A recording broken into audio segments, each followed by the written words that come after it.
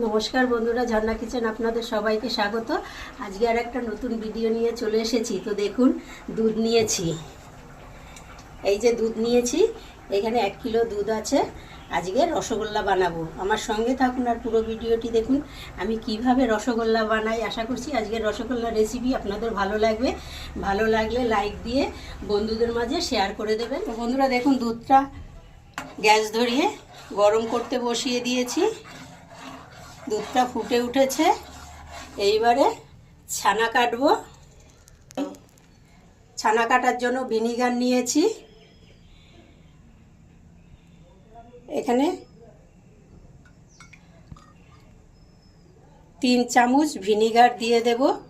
এই ঢাকনির মাপ আর চামচের মাপ একই, তো 3 চামচ ভিনিগার দিয়ে দিলাম। আর সাথে দেব 3 চামচ জল।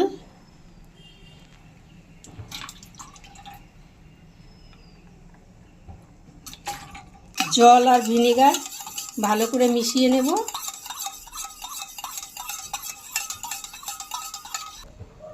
এবার আস্তে আস্তে দুধে মিশিয়ে দেব জল আর ভিনিগার।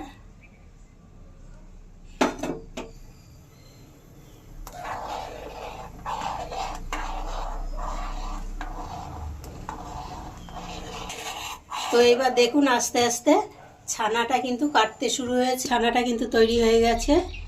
ছানা তৈরি হয়ে গেছে কি করে বুঝবেন? এই দেখুন, জলটা আলাদা হয়ে গেছে আর ছানাটা তৈরি হয়ে গেছে।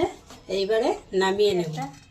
সাদা সুতির কাপড় নিয়েছি, এই কাপড়ে ছানাটা ছেঁকে নেব।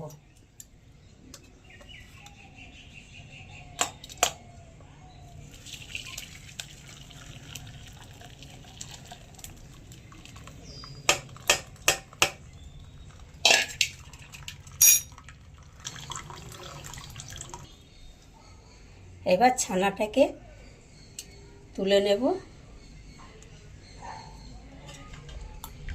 ছানার জলটা কিন্তু আপনারা ফেলে না দিয়ে আবারও যদি ছানা কাটেন, এই জলটা দিয়ে কিন্তু ছানা কাটা যায়। এইবার ভালো করে নর্মাল জল দিয়ে ছানাটাকে একটু ধুয়ে নিতে হবে। ভিনিগার দেওয়া আছে, নাহলে ছানাটা টক ভাব যাবে না। টকটা কাটানোর জন্য ভালো করে ছানাটা একটু আলতো হাতে ধুয়ে নিতে হবে। এইবার আস্তে করে জলটাকে একটু ভালো করে ঝরিয়ে নিতে হবে। জলটা ঝরানোর জন্য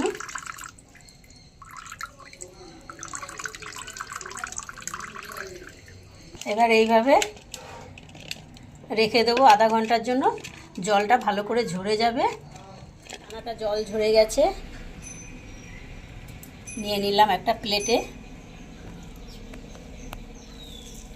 রসগোল্লা বানানোর জন্য ছানা একদম পারফেক্টভাবে রেডি হয়ে গেছে। খুব বেশি জলটা ঝরালে কিন্তু ছানাটা ডাই হয়ে যাবে, তখন রসগোল্লা শক্ত হয়ে যাবে, ভালো হবে না খেতে। তো এইভাবে করে এখন ছানাটাকে একটু মেখে নিতে হবে।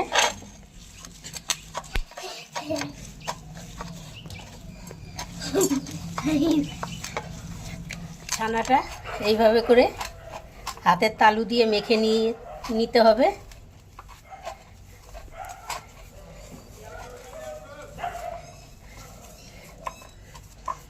ছানা মাখা হয়ে গেছে।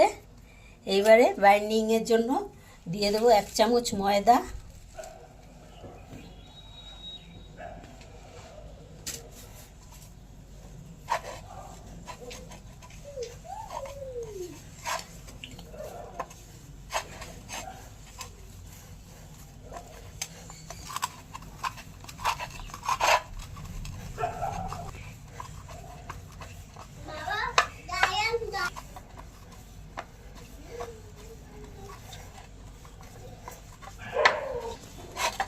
তো দেখুন, ছানাটা খুব সুন্দর করে মেখে নিয়েছি, একটা ডো তৈরি হয়ে গেছে। এইবার একটু ঢাকা দিয়ে রেখে দেব, আর ততক্ষণে একটা শিরা বানিয়ে নেব। একটা পাত্র নিয়েছি আর এখানে হাফ বাটি চিনি নিয়েছি। এই চিনিটা দিয়ে দেব প্রথমে বাটিতে। নিয়েছি, তার ডবল দিয়ে দেব জল। হাফ বাটি চিনির জন্য 1 বাটি জল লাগবে শিরা বানাতে। এবার নাড়িয়ে নাড়িয়ে শিরাটাকে জাল দিয়ে নেব।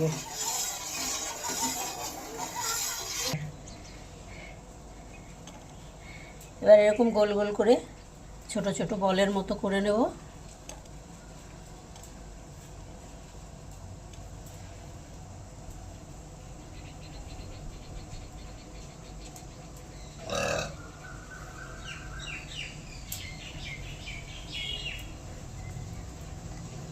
হাতের তালুতে করে যখন এরকম ঘোরাবো তখন দেখতে হবে ছানাটা ফেটে গেছে নাকি। যদি ফেটে যায় তাহলে কিন্তু রসগোল্লা ভালো। এরকম গোল গোল করে ঘুরিয়ে নেব। হাতের তালুতে যখন ঘোরাবো তখন খেয়াল রাখতে হবে ছানাটা ফেটে গেল কিনা। যদি ফেটে যায় তাহলে কিন্তু রসগোল্লার শেপ ভালো হবে না।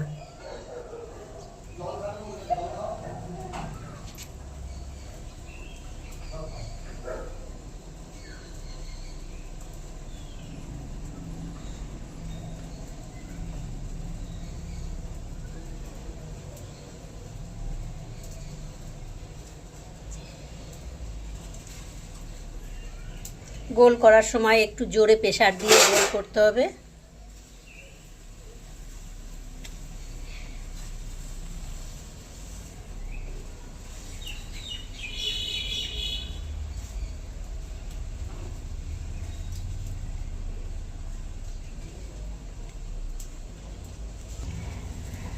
তো রসগোল্লার বলগুলো কিন্তু রেডি হয়ে গেছে। এই দেখুন,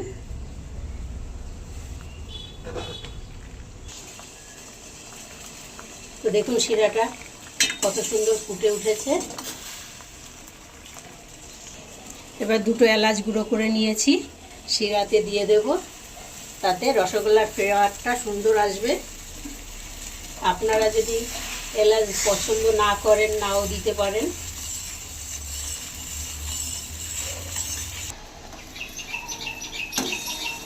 এবারে দেখব শিরাটা একটু চটচটা হয়েছে কিনা।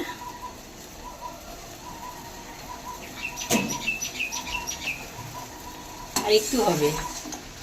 শিরা আমার রেডি হয়ে গেছে। তো এবার রসগোল্লাগুলো ছেড়ে দেব।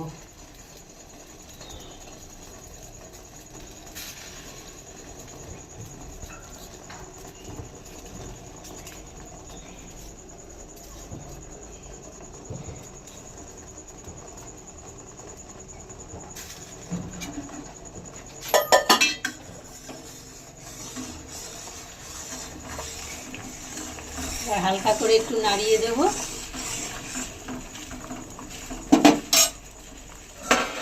এবার ঢাকা দিয়ে 20 মিনিট ফুটতে দেব। ঢাকনাটা খুলে দেখব রসগোল্লা কিরকম ফুলেছে।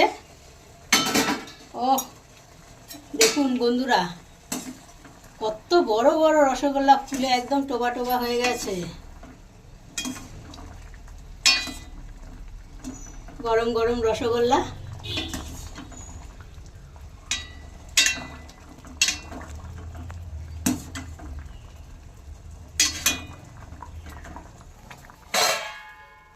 দারুণ হয়েছে দেখতে, অনেক বড় বড় হয়েছে। ফোনে হয়তো সাইজটা অত ভালোভাবে বোঝা যাচ্ছে না, কিন্তু সামনে দিয়ে ফুলে কত বড় বড় হয়েছে রসগোল্লা।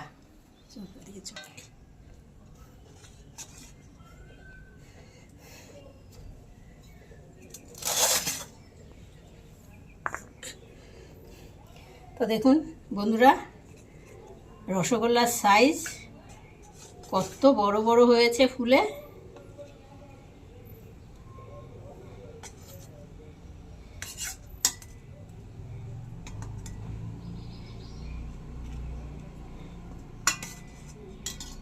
একদম নরম তুলতুলে দোকানের মতো রসগোল্লা।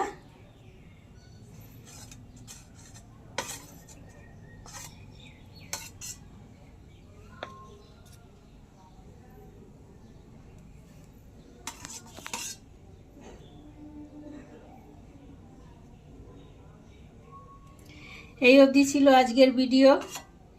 আশা করছি আজকের ভিডিও আপনাদের খুব ভালো লেগেছে। ভালো লাগলে লাইক, কমেন্ট, শেয়ার, আর আমার চ্যানেল এখনও সাবস্ক্রাইব করা না থাকলে অবশ্যই চ্যানেলটি সাবস্ক্রাইব করে দেবেন। পাশে থাকা বেল বাটনটি অন করবেন, আর যখনই নতুন ভিডিও আপলোড হবে সবার আগে নোটিফিকেশন আপনাদের কাছে পৌঁছাবে। একটা রসগোল্লা বাটিতে তুলে নিলাম। তো দেখুন কতটা নরম হয়েছে, দেখতে কত সুন্দর হয়েছে, আর একদম সফট, নরম তুলতুলে হয়েছে। একটু খেয়ে দেখি কীরকম হয়েছে।